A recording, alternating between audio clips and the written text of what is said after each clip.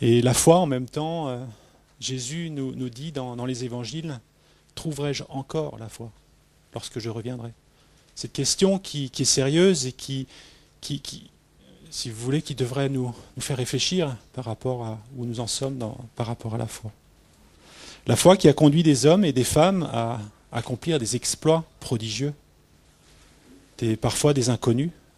Nous ne savons même pas leur nom, mais dans Hébreux, il y en a toute une liste qui sont relatés, dont les noms nous sont donnés. Et il y a tous ceux dont les noms ne sont pas donnés, mais qui pourtant ont accompli des exploits.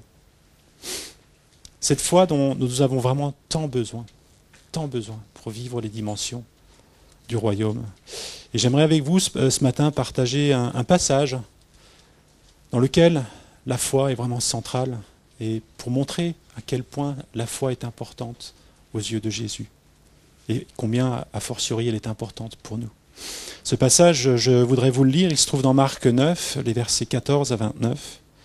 Donc Marc 9, les versets 14 à 29. Lorsqu'ils furent arrivés près des disciples, ils virent autour d'eux, donc il s'agit de Jésus, accompagné de 3 disciples, Pierre, Jacques et Jean, qui redescendaient de l'endroit où Jésus avait été transfiguré devant ses disciples, ses 3 disciples. Donc ils redescendent, et lorsqu'ils furent arrivés près des disciples, c'est-à-dire les 9 autres, ils virent autour d'eux une grande foule et des scribes qui discutaient avec eux. Dès que la foule vit Jésus, elle fut très surprise, et l'on accourait pour le saluer. Il leur demanda, « Sur quoi discutez-vous avec eux ?» Et un homme de la foule lui répondit, « Maître, j'ai amené auprès de toi mon fils, en qui il se trouve un esprit muet. Et quelque lieu qu'il le saisisse, il le jette par terre, l'enfant écume, grince des dents et devient tout raide. J'ai prié tes disciples de chasser l'esprit, et ils n'en ont pas été capables. » Jésus leur répondit, « Race incrédule, jusqu'à quand serai-je avec vous? Jusqu'à quand vous supporterai-je? Amenez-les-moi. » Et on le lui amena. Et aussitôt que l'enfant vit Jésus, l'esprit le fit entrer en convulsion. Il tomba par terre et se roulait en écumant. Jésus demanda au Père, « Combien y a-t-il de temps que cela lui arrive ?»« Depuis son enfance, répondit-il. Et souvent l'esprit l'a jeté dans le feu et dans l'eau pour le faire périr. Mais si tu peux quelque chose, viens à notre secours et compassion de nous. » Jésus lui dit, « Si tu peux, tout est possible à celui qui croit. » Aussitôt le père de l'enfant s'écria, « Je crois, viens au secours de mon incrédulité. » Jésus, voyant accourir la foule, menaça l'esprit impur et lui dit, « Esprit muet et sourd, je te l'ordonne, sors de cet enfant et n'y retourne plus. » Il sortit en poussant des cris avec une violente convulsion. L'enfant devint comme mort, de sorte que plusieurs le disaient mort. Mais Jésus le saisit par la main et le fit lever, et il se tint debout. Quand Jésus fut rentré dans la maison, ses disciples l'interrogèrent en privé. « Pourquoi n'avons-nous pas pu chasser cet esprit ?» Et il leur dit, « Cet esprit, cette espèce de démon ne peut sortir que par la prière. » Peut-être un tout petit mot de préambule avant qu'on entre dans le vif du texte. Je voulais citer, ce passage se trouve juste après l'épisode de la transfiguration. Cet épisode où Jésus a pris avec lui Pierre, Jacques, Jean pour les emmener sur la montagne. Et là, il y a eu un moment de la présence de Dieu tellement incroyable, où il y a cette intensité de la présence de Dieu qui s'est manifestée. Les 3 disciples, ils ont vu Jésus qui discutait avec Moïse, avec Élie, donc la loi et les prophètes, si vous voulez. Et ils ont aussi entendu cette voix qui provenait du ciel et qui dit, « Celui-ci est mon fils bien-aimé, écoutez-le, écoutez-le. » Et en même temps, durant tout ça, eh bien, il y a le visage de Jésus qui a été transfiguré et les vêtements qui sont devenus d'une blancheur. Le texte nous dit une blancheur telle qu'on ne peut pas en produire humainement.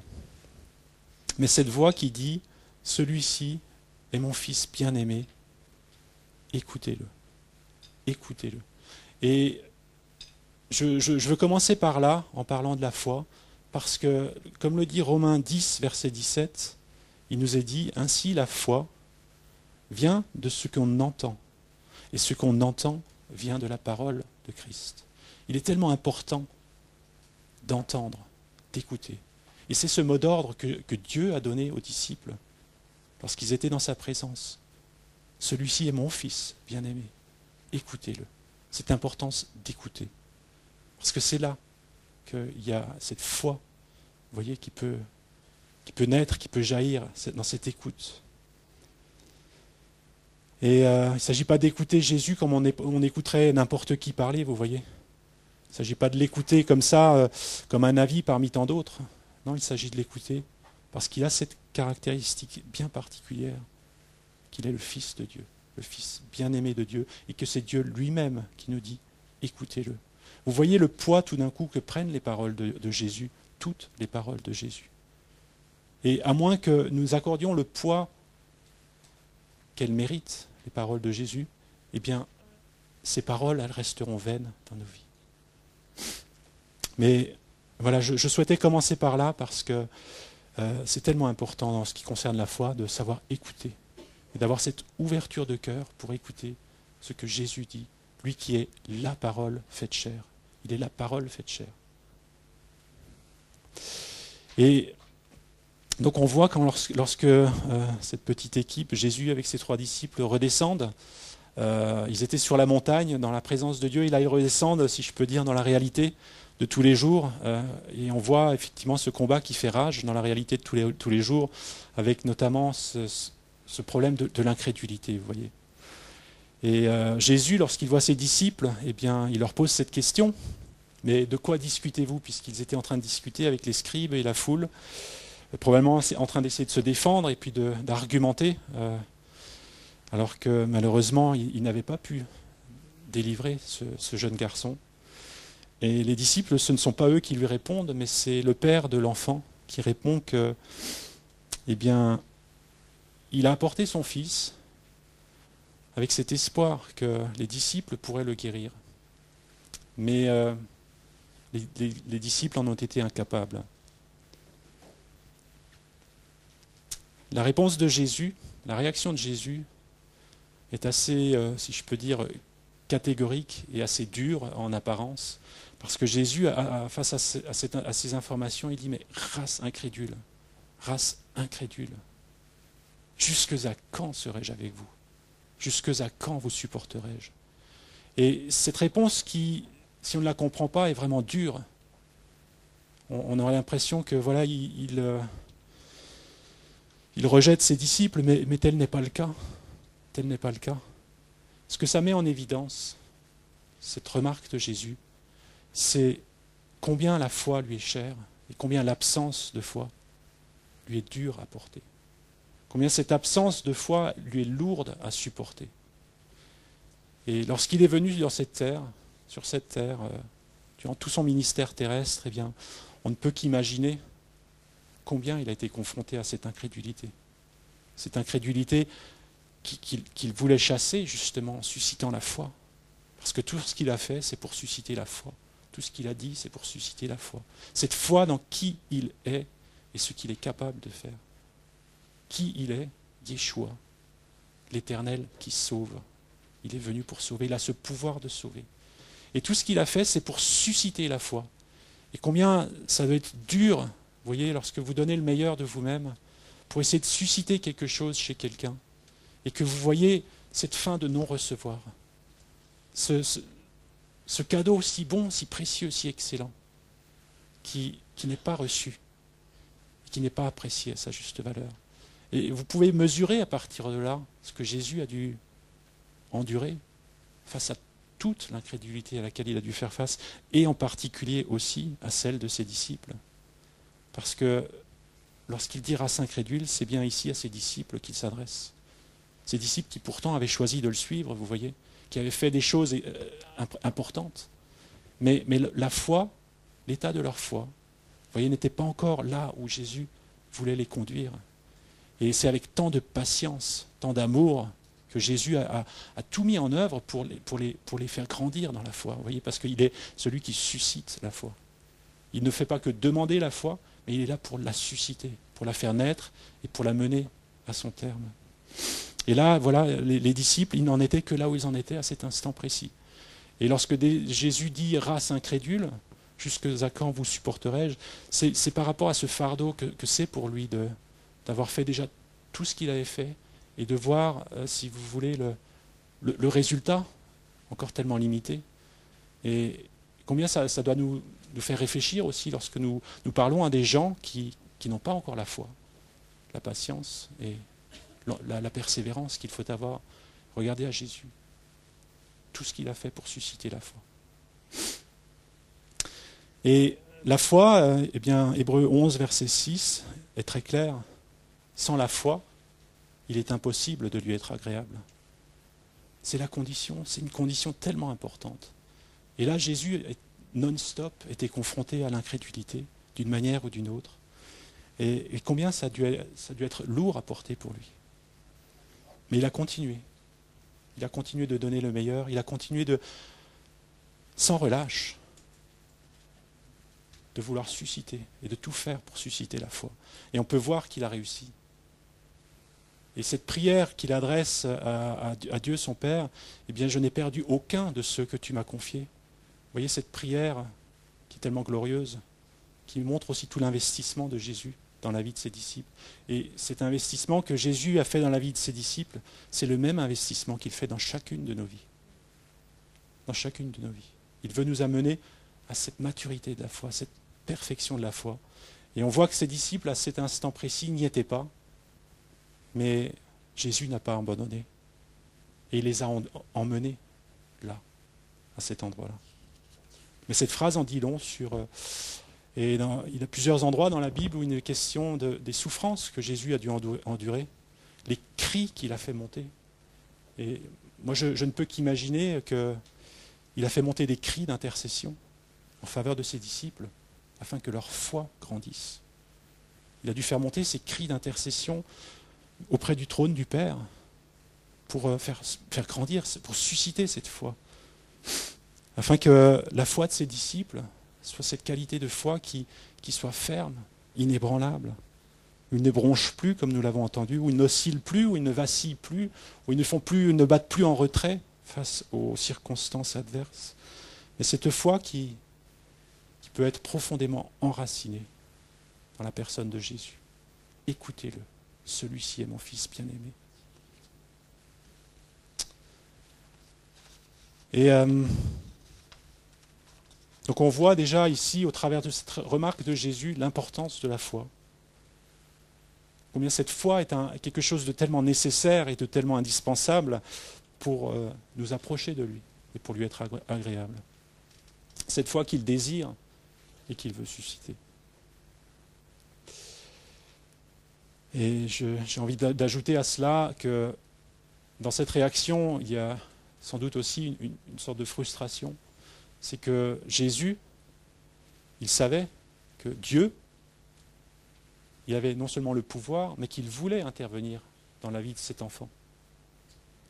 Et combien il a dû être frustrant pour lui de voir que du côté du ciel, tout est fait, tout était disponible, mais c'est comme si c'est avorté parce qu'il n'y a pas cette foi et que ce que le Père voulait relâcher dans la vie de cet enfant, cette bénédiction, cette délivrance, était comme arrêté par le manque de foi des disciples. J'aimerais à présent qu'on regarde quelques personnages, enfin les quelques personnages clés de cet épisode, et on va commencer par nous attarder sur l'enfant. L'enfant, ce qu'on apprend dans ce texte, c'est qu'il était tourmenté périodiquement par un mauvais esprit.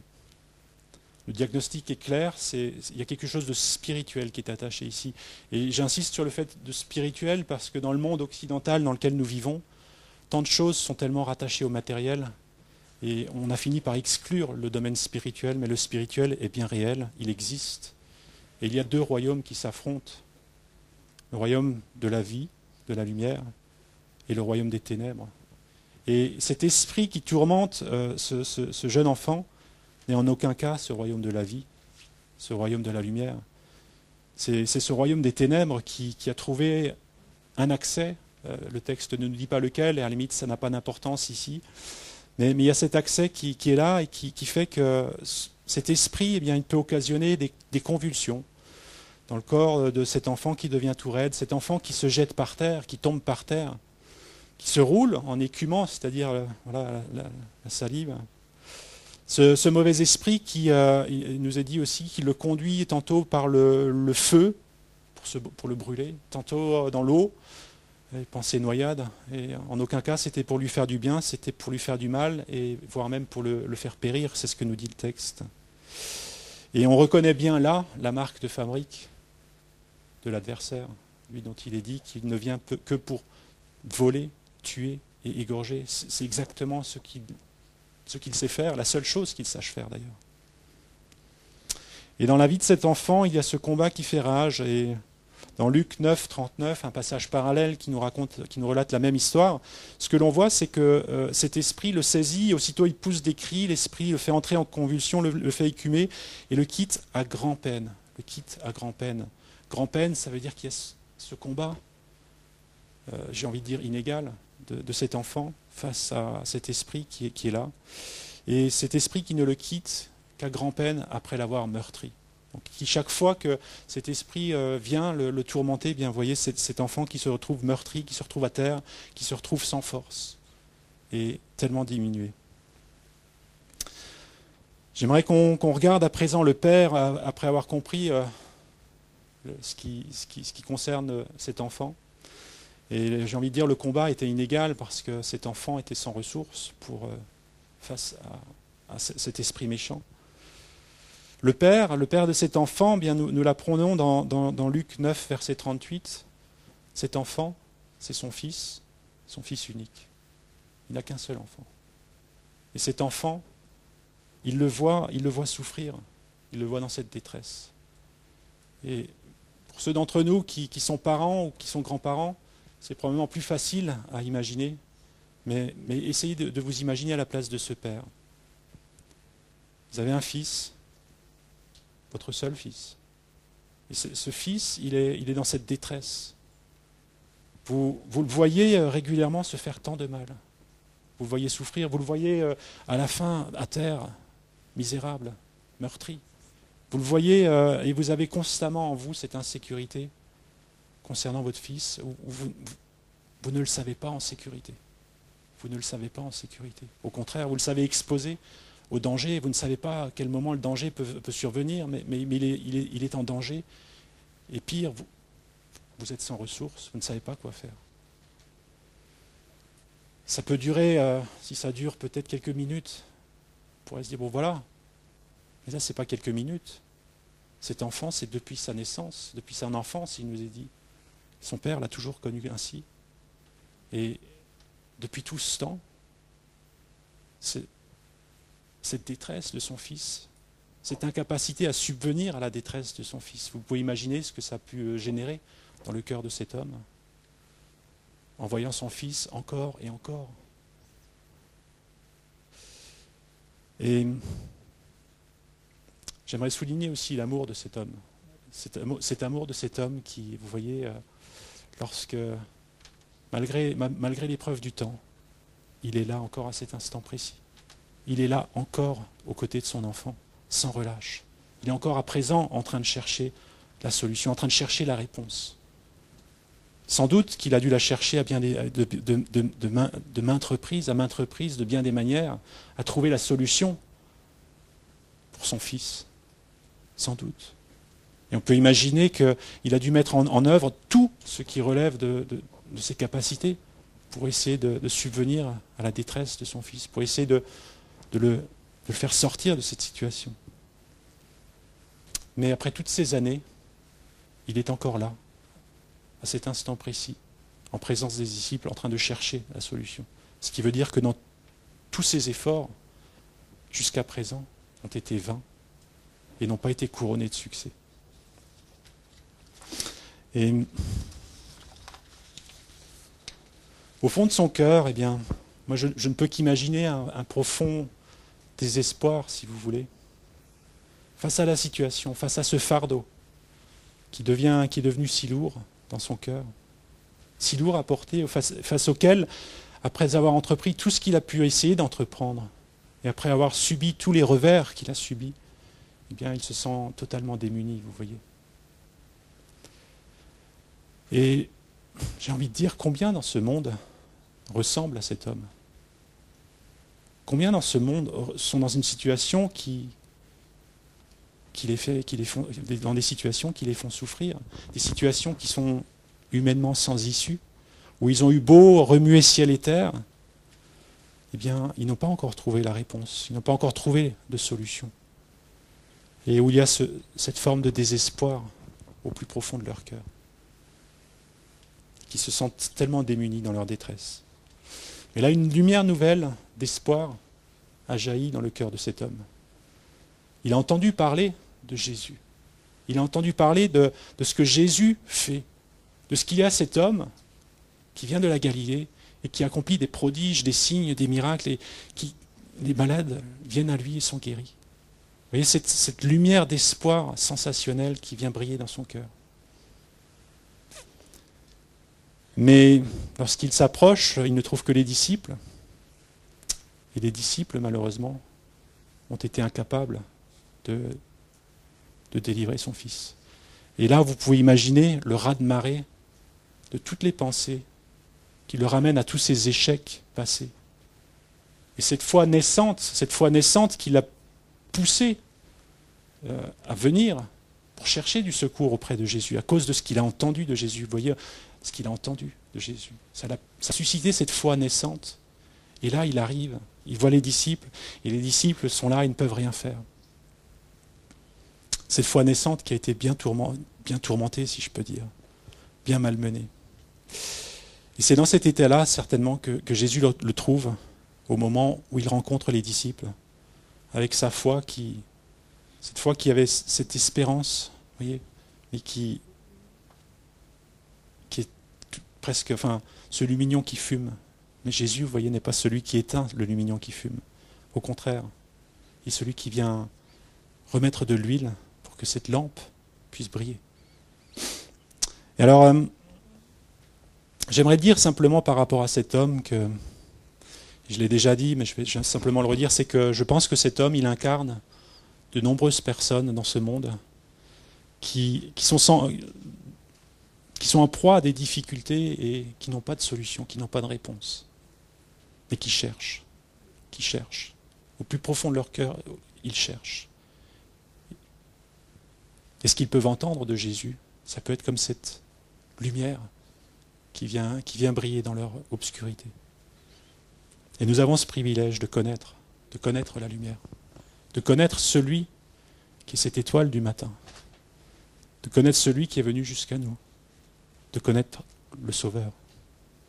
Sauveur, ça veut dire qu'il peut nous sauver de tout, et en particulier du péché et de la mort. Et au travers de cela, ça met en perspective aussi le poids de la responsabilité qui incombait aux disciples. Vous voyez, à cet instant précis, quand Jésus n'était pas là, cette responsabilité qui pesait sur leurs épaules de représenter Jésus. De représenter Jésus vis-à-vis de ce Père qui cherchait une solution, qui avait cette lumière d'espoir qui s'était allumée dans son cœur. Et si on actualisait cette histoire, aujourd'hui, ceux vers qui le monde peut venir, c'est l'Église. Vous remplacez les disciples par l'Église, et c'est la même histoire, vous voyez. À la différence près, et elle est notable, c'est que Jésus, il est au ciel. Ce qui veut dire que tout ce que le monde peut voir de Jésus, c'est au travers de l'Église. Jésus, il n'est plus là sur terre pour venir prendre la main comme il l'a fait avec les disciples. Et ce serait terrible si le monde était, vous voyez, comme ce Père après la rencontre avec les disciples. Et combien il est vital de réaliser que l'Église a une lumière à apporter, dans ce monde.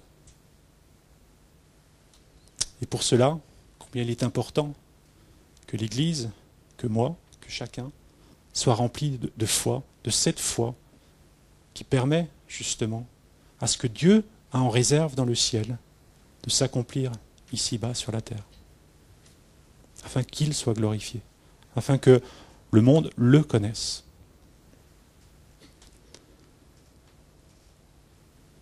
Et j'aimerais simplement encore rajouter une chose par rapport à cet homme.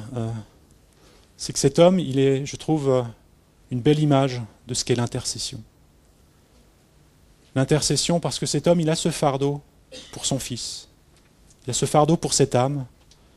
Et vous voyez, il fait tout ce qui est dans son possible pour venir à Jésus et pour apporter ce fardeau, là où il y a une solution.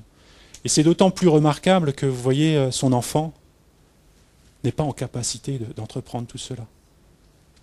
À moins que le père ne le fasse, cet enfant serait resté dans cet état. Et l'intercession, vous voyez, qui porte les situations, les personnes, les fardeaux que Dieu place sur nos cœurs devant lui. Parce qu'il sait que s'il nous place le fardeau, c'est parce que les situations pour lesquelles il nous demande d'intercéder, eh bien, dans l'état actuel, elles ont besoin que quelqu'un les porte, parce que la personne ou les personnes sont en incapacité encore de s'approcher de lui. Pourtant, il veut intervenir. J'aimerais à présent parler de l'attitude de Jésus. Jésus, face à cette situation, eh bien, il pose une question simple à cet homme, mais depuis combien de temps ? Depuis combien de temps est-ce que ton enfant est dans cet état ?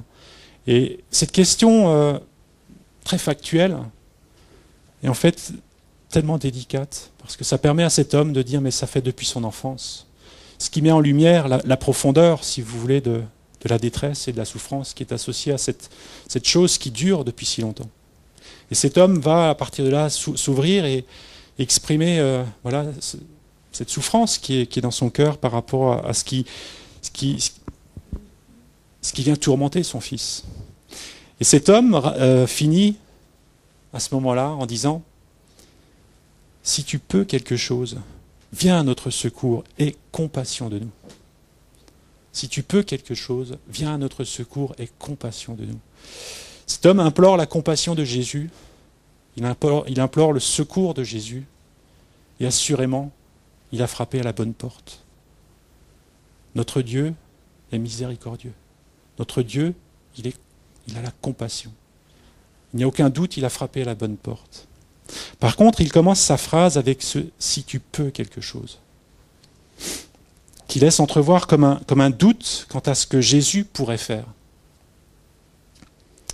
Cela n'échappe évidemment pas à Jésus, qui reprend ces mots et qui dit « si tu peux », mais qui ajoute « tout est possible à celui qui croit ».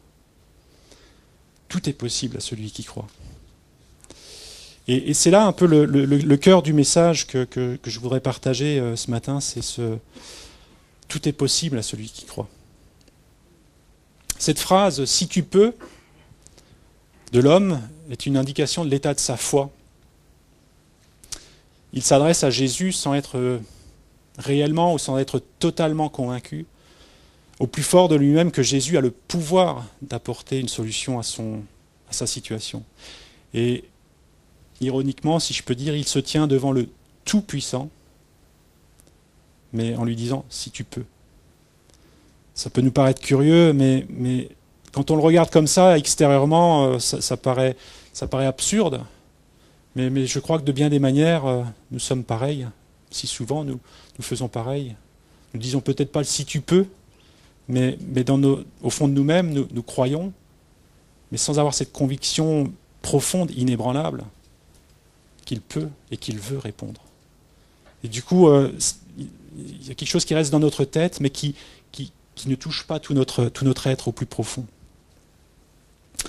Et cette marque de doute et d'incrédulité est en train de freiner, de bloquer ce que Jésus veut faire et peut faire. C'est pourquoi Jésus lui répond « si tu peux », il pointe exactement sur ce point-là, mais tout est possible à celui qui croit. Avec une parole de vie, vous voyez, tout est possible à celui qui croit. Dans ce tout est possible, il affirme, peut-être juste avant d'en arriver là, cet homme fait appel à la compassion de Jésus, il fait appel au secours de Jésus, et Jésus le ramène sur le terrain de la foi. Dans la réponse que Jésus lui fait, il n'ignore pas, et on ne peut pas dire que Jésus ne soit pas touché de compassion, Mais Jésus le ramène sur le terrain de la foi, pas sur le terrain des émotions. Pas sur le terrain, vous voyez, de cette compassion qui pourtant est présente. Jésus, nul doute, a compassion de cet homme. Mais il le ramène sur le terrain de la foi parce que c'est ça qui a le pouvoir de le sauver. C'est ça qui a le pouvoir de changer sa situation. Il ne lui a pas passé simplement le bras autour de l'épaule en lui disant mon pauvre, etc. Vous voyez. Mais il l'a ramené sur le terrain de la foi. Et parfois, il nous faut comprendre la manière de laquelle Jésus agit avec nous. Il ne cherche pas nécessairement à nous laisser dans le domaine des émotions, même si les émotions font partie de notre être, il veut les toucher aussi. Mais pour pouvoir les toucher, il a besoin de la foi. C'est ce qu'il cherche et c'est ce qu'il veut susciter. Et au travers de cette parole, tout est possible à celui qui croit. C'est ce que Jésus veut faire dans la vie de cet homme. Il le ramène sur le terrain de la foi en lui affirmant que oui, tout est possible. C'est pas si tu peux. Oui, c'est possible. Oui, c'est possible. Oui, je peux. Oui, je peux. C'est ce que dit Jésus. En clair. Tu as raison d'être venu jusqu'à moi, lui dit Jésus. Tu as raison d'espérer le secours. Tu as raison de croire que je peux faire quelque chose. Tout est possible. Tout est possible face aux impossibilités. Jésus affirme qu'il y a des possibilités face aux impasses de nos vies, et qu'il y a un chemin qui est possible. Il affirme qu'il y a, face aux espoirs les plus profonds, et les douleurs les plus vives, Jésus affirme qu'il y a un chemin qui est possible. Et la limite ne se trouve pas du côté de Dieu. Dieu, il est tout puissant. C'est lui qui a créé le ciel et la terre par sa parole. La limite, elle ne se trouve pas du côté de Dieu. Et c'est ce que Jésus lui montre. Cet homme vient à Jésus en disant « si tu peux ». Et il s'adresse à Jésus « est-ce que toi tu peux ?» Et Jésus lui dit « mais moi je peux ». Mais la condition, c'est que toi tu crois. Et ça c'est la condition. Oui, tout est possible. Mais il y a cette condition qui est assortie. À condition que tu crois. Et là, ça pointe vraiment sur cette centralité de la foi. Cette centralité de la foi qui rend tout possible. Qui est cette clé qui permet d'accéder à toutes les richesses du royaume. Qui ouvre toutes les portes, si vous voulez, du royaume. La foi. Et c'est vers la foi que Jésus ramène cet homme. C'est la foi que Jésus cherche dans le cœur de cet homme. Il a besoin de cette foi pour pouvoir agir. Et il la cherche, j'insiste là-dessus, mais en la suscitant aussi.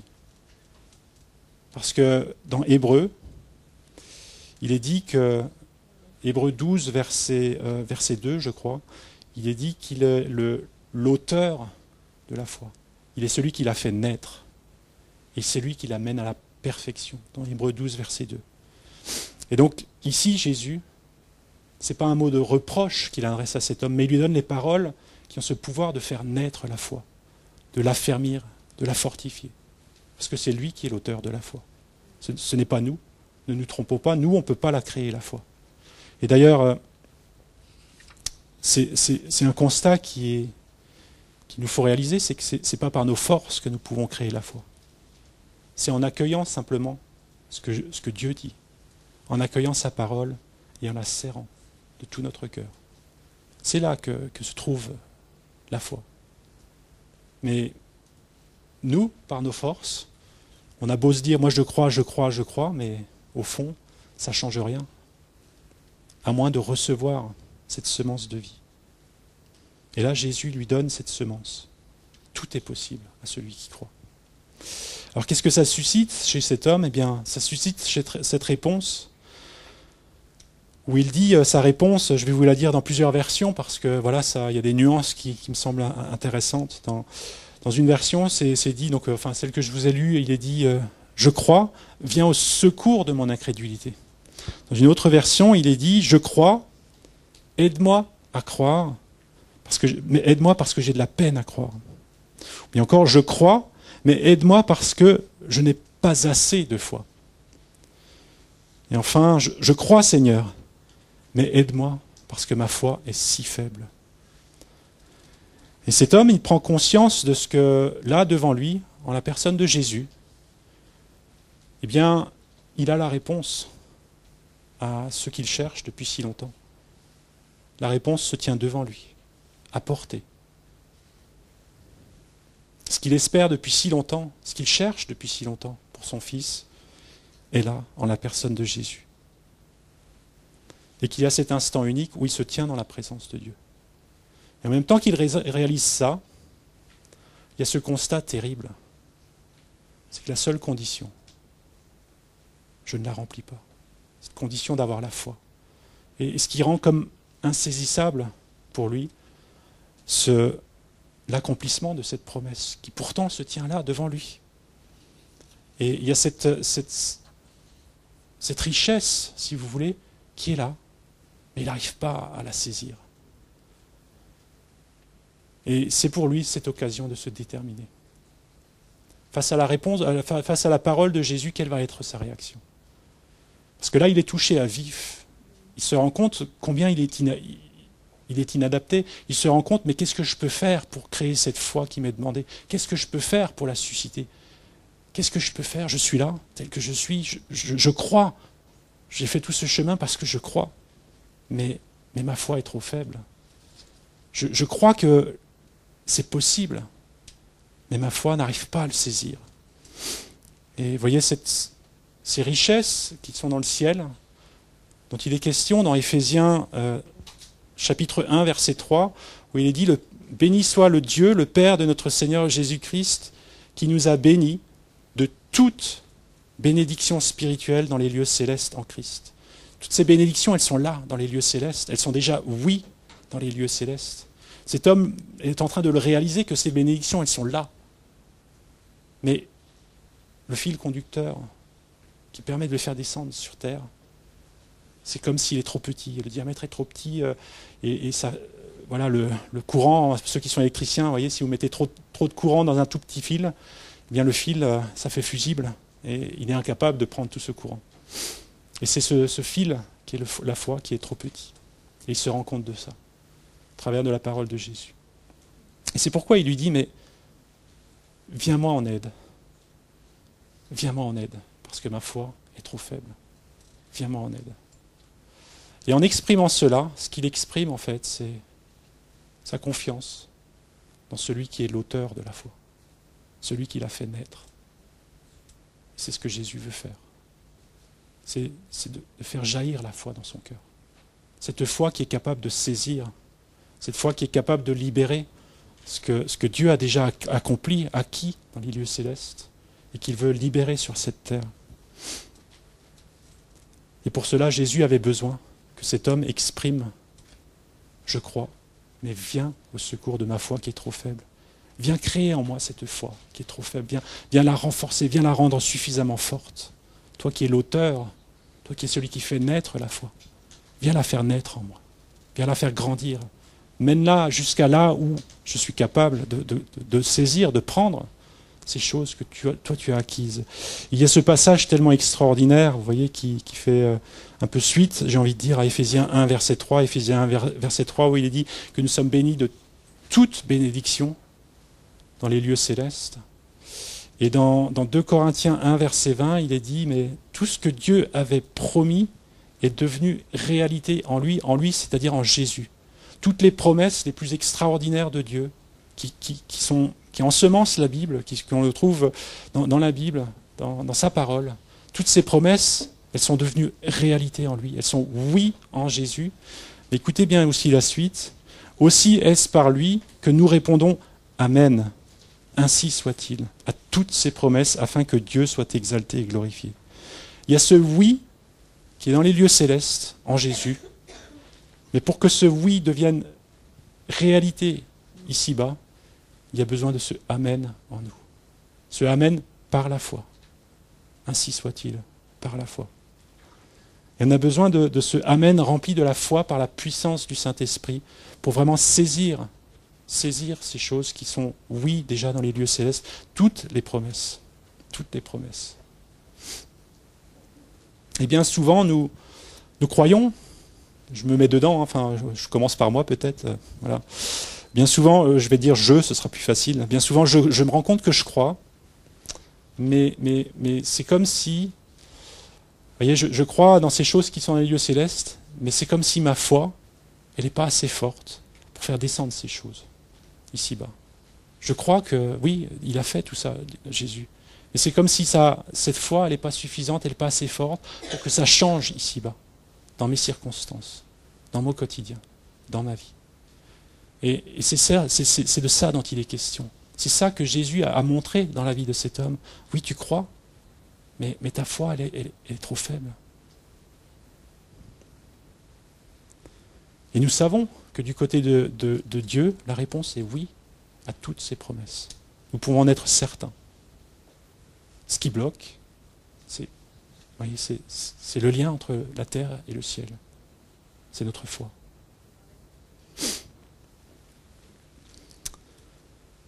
Et cet homme, la situation de cet homme nous met tellement en évidence combien c'est une situation qui est un peu désespérée, c'est-à-dire qu'il y a une promesse tellement grande, tellement merveilleuse qui est là, et il sent que par lui-même il va passer à côté, alors qu'il sent que c'est là. Et ça crée ce cri. La réponse de cet homme, c'est ce cri. C'est ce que Jésus cherchait à entendre. Ce cri. C'est ainsi que le texte nous le dit, hein, dans le verset 26, non pas le verset 26, verset 24, excusez-moi. Aussitôt le père de l'enfant s'écria. Il y a ce cri qui est monté du plus profond de lui. Je crois, mais viens au secours de mon incrédulité. Parce qu'il se rend compte que, oui, par lui-même, il n'arrive pas. Et il sait bien qu'il ne va pas pouvoir, avec ses bras musclés, créer cette foi, ou à force de raisonnement, etc. Il a besoin simplement que Dieu, que Jésus, vienne faire grandir cette foi en lui.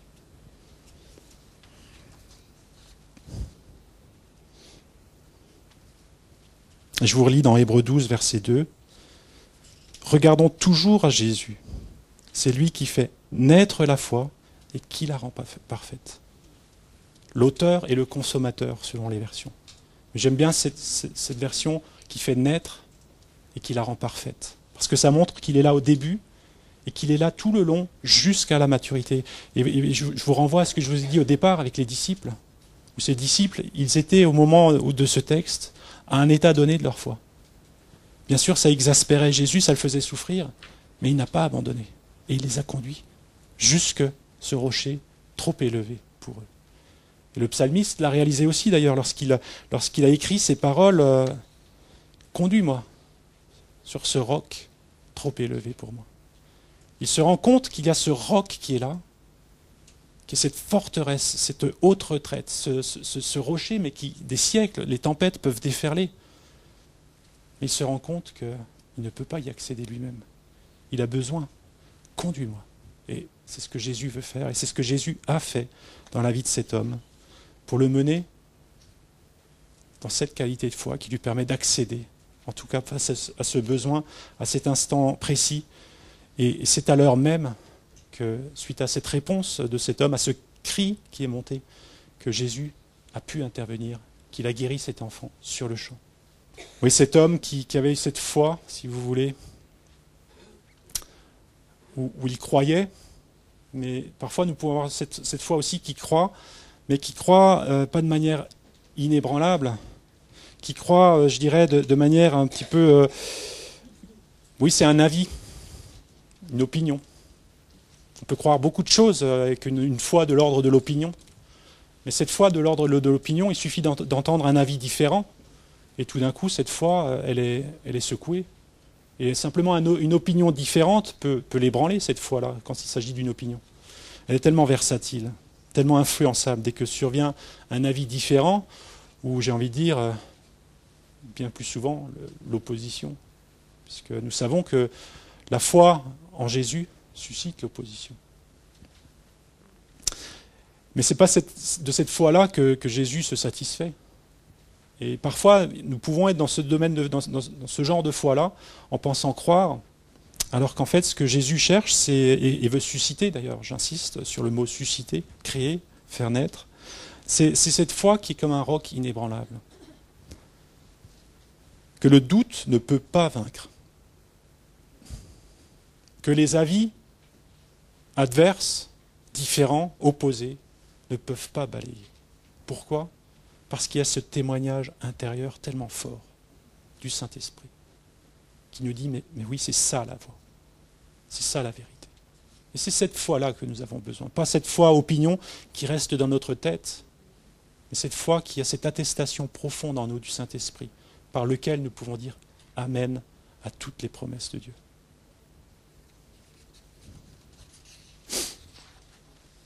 Paul avait cette foi-là. Lui qui écrit, mais car je sais en qui j'ai cru.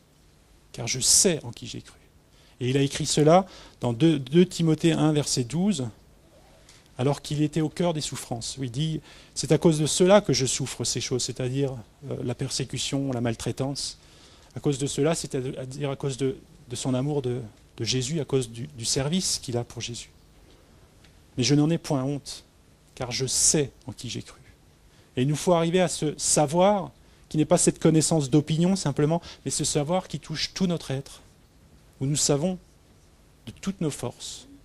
Nous avons ce témoignage intérieur tellement fort qui nous dit, oui, je sais. Je sais en qui j'ai cru et je suis persuadé qu'il a la puissance de garder mon dépôt jusqu'à ce jour-là.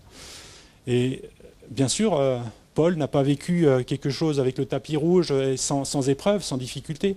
C'est bien d'ailleurs pour cela qu'il nous faut une foi qui soit tellement solide, parce que les épreuves, les difficultés, ce n'est qu'une question de temps, et elles finiront toujours par venir.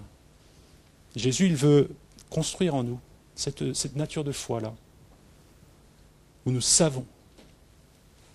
Nous ne savons pas avec notre tête, nous ne savons pas des choses, une connaissance, mais nous savons en qui, c'est-à-dire ça pointe vers une personne, en qui nous avons cru. Nous savons qui il est. J'aimerais à présent simplement arriver à la fin, où à la fin de ce passage, de cet épisode, ce que l'on trouve, c'est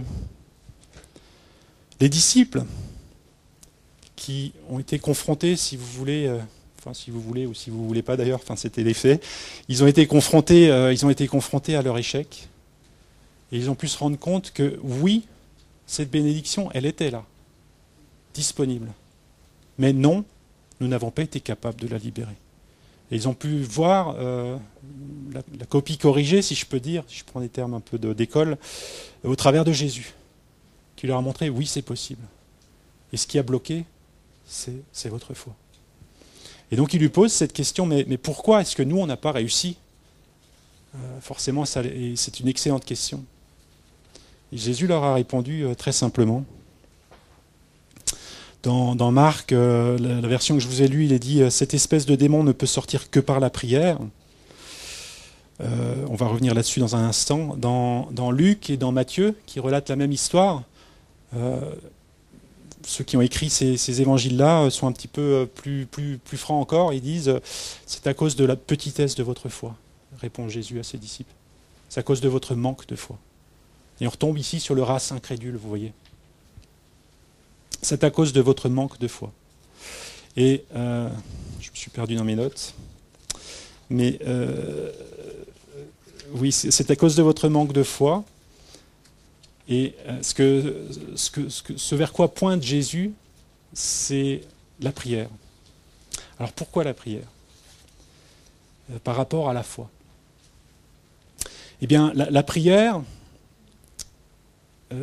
si je me pose la question par rapport à moi-même, qu'est-ce qui me pousse à prier? Ce qui me pousse à prier, c'est lorsque je sais que moi, je n'ai pas les moyens. Moi, je ne peux pas. Mais que Dieu, il peut. Et à mesure où je me rends compte que moi, je ne peux pas, mais que lui, il peut, eh bien, je vais aller chercher la solution là où elle se trouve. Aussi longtemps que je crois détenir encore un soupçon de solution par moi-même, eh bien, je vais naturellement, c'est l'homme naturel qui agit, je vais naturellement vouloir faire les choses avec ce que je crois savoir, en pensant savoir, en pensant pouvoir. Et ça ne me propulse pas du tout dans la prière. La prière qui est cette marque de dépendance. Moi je ne peux pas, mais toi tu peux. Et c'est vers toi que je me tourne. C'est de toi que je dépends, de toi seul. Je dépends totalement.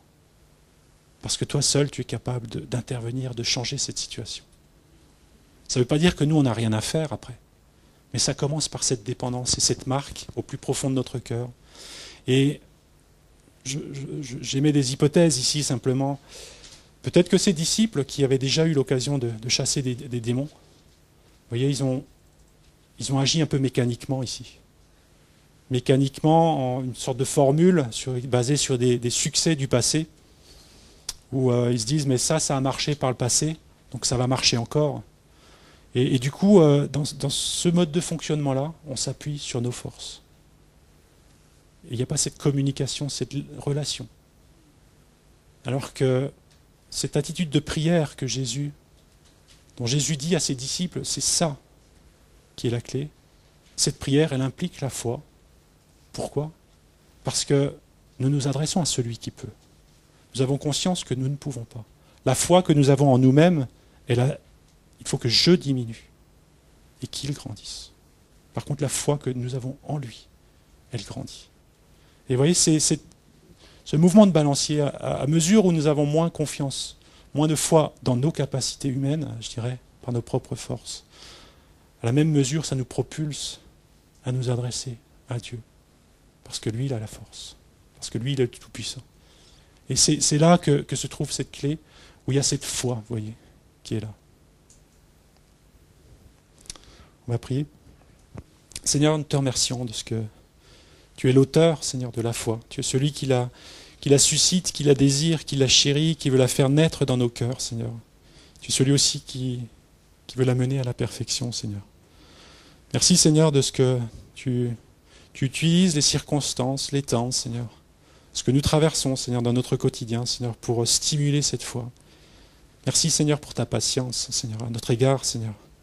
Toi qui uses de tant de bonté, Seigneur, pour nous mener, Seigneur, comme tu as mené les disciples, Seigneur, dans ces dimensions de foi dans lesquelles tu veux nous conduire, Seigneur. Et pardon aussi, Seigneur, pour toute l'incrédulité qui est encore à l'œuvre, Seigneur, en nous. Seigneur, nous voulons te dire, Seigneur, que nous croyons, mais Seigneur, viens au secours de notre foi. Viens faire grandir cette foi en nous, Seigneur. Que notre foi, Seigneur, dans tes paroles, Seigneur, dans qui tu es, dans ce que tu as fait, dans toutes ces promesses qui sont, oui, déjà dans le ciel, en toi, Seigneur. Que tu puisses trouver en nous ce Amen, Seigneur, qui permet à ces promesses de s'étendre, Seigneur, ici-bas, Seigneur. Amen.